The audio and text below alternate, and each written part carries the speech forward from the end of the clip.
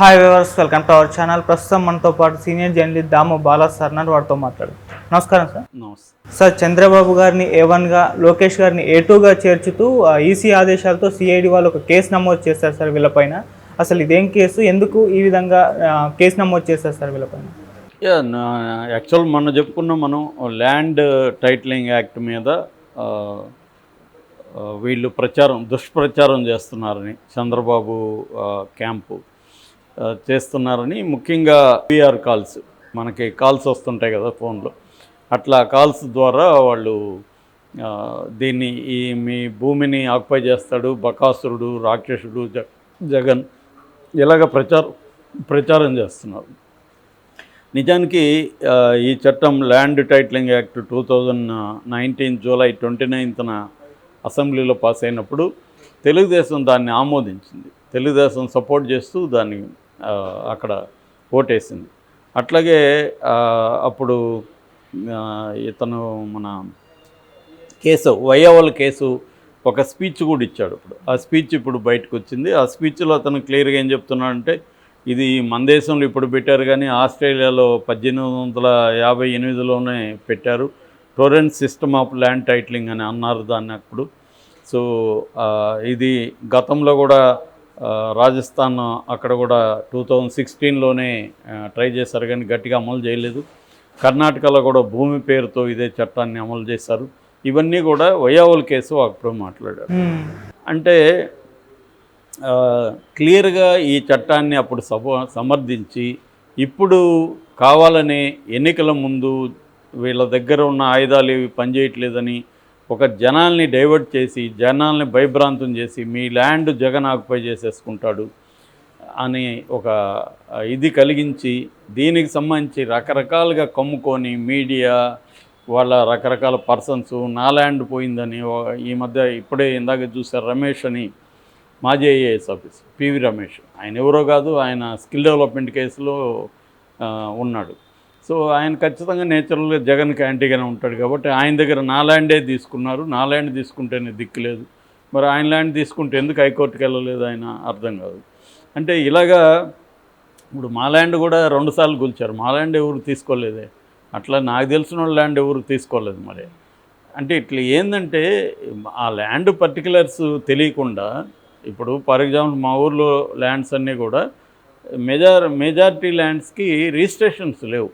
అప్పట్లో for example మా father సర్పంచ్గా ఉండేవాళ్ళు, ఆయన ఏం చేసేవాళ్ళు, ఎవరైనా ల్యాండ్ కొనాలనుకుంటే అగ్రిమెంట్లు చేసుకోవడం నోటిమాటిగా వ్యవహారం ఉండిపోయేది.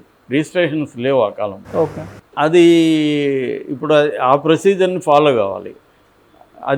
అది కాకుండా ఇప్పుడు ఏం చేస్తున్నారంటే, వీళ్ళ అధీనంలో 20 ఏళ్ళుగా ఉందని తేలితే అన్నీ చూసి రిజిస్ట్రేషన్ లేకపోయినా ఇవ్వండి అన్న ఇది రాబోతుంది. అందుకనే సర్వేలు చేస్తున్నారు. ముందుగా 100 ఏళ్ళు అయింది సర్వేలు చేస్తున్నారు. సో ఇది క్లియర్గా ఉంది. ఇప్పటివరకు ఏమి ఇబ్బందులు లేవు. ఇప్పుడు సడన్గా ఎన్నికల ముందు ఈ ఇష్యూని తేవడంలో ఉద్దేశం ఏంటంటే, ఇది ఖచ్చితంగా ఒక వ్యూహం, చంద్రబాబు వ్యూహం కనిపిస్తుంది. పైగా ఇదేంది, నీతి ఆయోగ్ తీసుకొచ్చిన 2019లో 300 పేజీల డాక్యుమెంట్ నెట్లో ఉంది, నీతి ఆయోగ్ తీసుకొచ్చింది. దాని అమలులో ఏమైనా ఇబ్బందులు తలెత్తచ్చు, ఇబ్బందుల్ని మాట్లాడడం ఓకే, కానీ మీ భూమి లాక్కుంటాడు జగన్ అంటే, ఒక ముఖ్యమంత్రి ప్రజల భూముల్ని ఎలా లాక్కుంటాడు? వ్యవస్థలు ఏమి లేవా ఇక్కడ? సెంట్రల్ గవర్నమెంట్ లేదా? కోర్టులు లేవా? ఒక విచిత్రమైన ఆర్గ్యుమెంట్ని వీళ్ళు బలంగా జనాలకి తీసుకెళ్తున్నారు. మరి జనం దీన్ని ఎంత మేరకు నమ్ముతారో తెలియదు. ఎందుకంటే వీళ్ళ కూటమికి సంబంధించి వేరే ఏవి కూడా పనిచేస్తున్నట్టు కనబడలేదు. అంటే మేనిఫెస్టో ఉంది, నిజానికి మేనిఫెస్టో వర్కౌట్ అవ్వాలి. ఇక్కడ వర్కౌట్ అయింది కదా, కర్ణాటకలో వర్కౌట్ అయింది, ఆంధ్రాలో ఎందుకు వర్కౌట్ అవ్వట్లేదు అంటే దాని పట్ల జనాలకి పెద్ద ఇంట్రెస్ట్ కనిపించట్లే. ఎందుకంటే చంద్రబాబు మొన్నటి వరకు జగన్ ఇచ్చిన పథకాల వల్ల అప్పులైపోయింది, రాష్ట్రం దివాలా తీసేసింది, శ్రీలంకలాగా రాష్ట్రం మునిగిపోబోతుందని అనౌన్స్ చేశారు, ప్రచారం చేశారు విపరీతంగా. అప్పుడే అన్నారు, ఒక దేశం మునగడం వేరు, ఒక రాష్ట్రం మునగడం వేరు. నేను కూడా అప్పుడు వీడియో చేశాను. ఎందుకంటే రాష్ట్రం అనేది ఏమీ దానికి ఒక స్వతంత్ర ప్రతిపత్తి ఉండదు. అది కేంద్రం కంట్రోల్లో ఉంటుంది, అనేక కేంద్ర పథకాలు అమల్లో ఉంటుంది, కేంద్ర నిఘా వ్యవస్థలు ఉంటాయి, కంట్రోల్ సిస్టమ్స్ ఉంటాయి, నీతి ఆయోగ్ ఆడిటింగ్ సిస్టమ్ ఉంటుంది, ఇవన్నీ పెట్టుకొని ఉండాలి. రెండోది మనకేమన్నా జిఎస్డిపి అంటే గ్రాస్ స్టేట్ డెమోక్రాట్ పడిపోయిందా, తలసరి ఆదాయం పడిపోయిందా, ఏమి ద్రవ్యోల్బణం ఏమన్నా ఈ రాష్ట్రంలో సపరేట్గా విపరీతంగా పెరిగిపోయిందా, ఏమి ఇండికేషన్స్ ఉన్నాయని అయిపోతుందని చెప్తారు. ఏమీ లేకుండా ఒక గ్రాండ్ నెరేటివ్ని జనాల్లోకి వదలడం, అది గతంలో పనిచేసేది. ఈనాడు కంట్రోల్లో మొత్తం మీడియా ఉన్నప్పుడు, ఇవేవి లేనప్పుడు జనం నమ్మారు అప్పట్లో. ఓకే, అదే టెక్నిక్ని ఫాలో అయ్యి ఫెయిల్ అవుతున్నా కూడా వాళ్ళ దగ్గర ఇంకేమీ ఆయుధాలు లేకుండా ఇదే టెక్నిక్ని ఉపయోగిస్తున్నారు. సో దీనివల్ల ఇప్పుడు జనంలో ఏమైందంటే మొన్నటి వరకు అది నమ్మి అలా ప్రచారం చేసి ఇప్పుడు దానికంటే నేను డబ్బులు ఇస్తాను అంటే జనాలకి ఇప్పుడు శ్రీలంక అయిపోదా?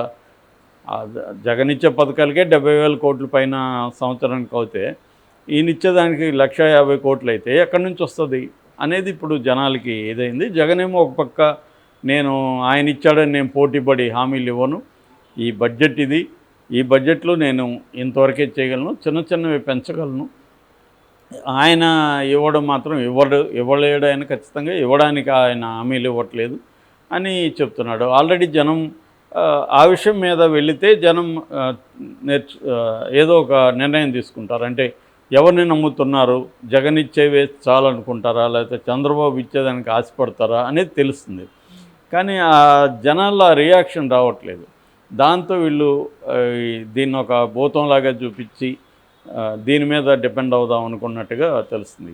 ఎన్నికల్లో ఏ వ్యూహం పనిచేస్తుందో తెలియదు, కానీ చాలాసార్లు ప్రజలు ఎటువంటి వ్యూహాలకు పడతారనేది కూడా మనకు తెలియదు. కాబట్టి చంద్రబాబు వ్యూహం పనిచేస్తుందా లేదా అనేది తెలియదు. ఏదేమైనా దీని మీద ఎన్నికల కమిషన్ సిఐడి ఆదేశించింది, సిఐడి విచారణకు. సో ఎన్నికల కమిషన్ ఆదేశించింది కాబట్టి సిఐడి రంగంలోకి దిగింది. దీంట్లో ప్రధానంగా తెలుగుదేశం వాళ్ళు అప్సెల్గా చేస్తున్నారు కాబట్టి, సో తెలుగుదేశానికి సంబంధించిన అప్సెల్గా ఎవరైతే హెడ్స్ ఉన్నారో చంద్రబాబు అండ్ లోకేష్, చంద్రబాబు A1గా లోకేష్ A2గా పెట్టారు.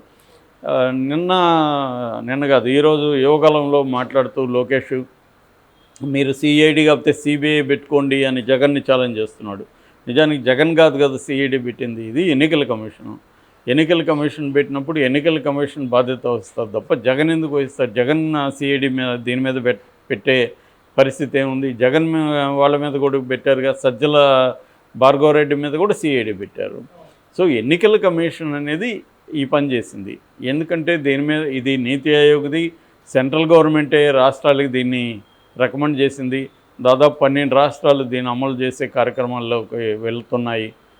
ఇలాంటి సిచ్యువేషన్లో ఎందుకంటే ల్యాండ్స్కి సంబంధించి ఇప్పుడు కన్ఫ్యూజన్ ఉంది. ఆల్రెడీ 33 రికార్డులు, రకరకాల రికార్డులు ఉన్నాయి, 11 రిజిస్టర్లు ఉన్నాయి. వీటన్నిటినీ ఒక యూనిఫైడ్గా తీసుకురావాల్సిన అవసరం ఉంది. ఎందుకంటే మొత్తం మన దేశంలో గందరగోళం అంతా ల్యాండ్ చుట్టూ జరుగుతుంటుంది. ల్యాండ్కి ప్రాపర్ టైటిలింగ్స్ లేవడం. ప్రపంచవ్యాప్తంగా కూడా వరల్డ్ బ్యాంక్ ప్రకారం 30% పాపులేషన్కి, వరల్డ్ పాపులేషన్కి ల్యాండ్ రికార్డ్స్ లేవు, టైటిల్స్ లేవు. సో అందుకని టైటిలింగ్ తీసుకొచ్చి కన్క్లూజివ్ టైటిల్ అంటారు దాన్ని, ఒక కన్క్లూజివ్ టైటిల్ ఇప్పిద్దామన్న ఆలోచన కనిపిస్తుందన్నమాట. సో దీని మీద వీళ్ళు ప్రచారం మొదలుపెట్టారు. ప్రచారాన్ని ఎదుర్కోవడానికి వైసీపీ రకరకాల పద్ధతులు చేస్తుంది. మరి ఎవరి వ్యూహం ప్రజలు నమ్ముతారు? ప్రజలు నిజంగానే మన ల్యాండ్ జగన్ ఆక్యుపై చేసుకుంటారు నమ్మి ఓడిస్తారా అనేది చూడాలి మనం. Okay sir, thank you so much sir.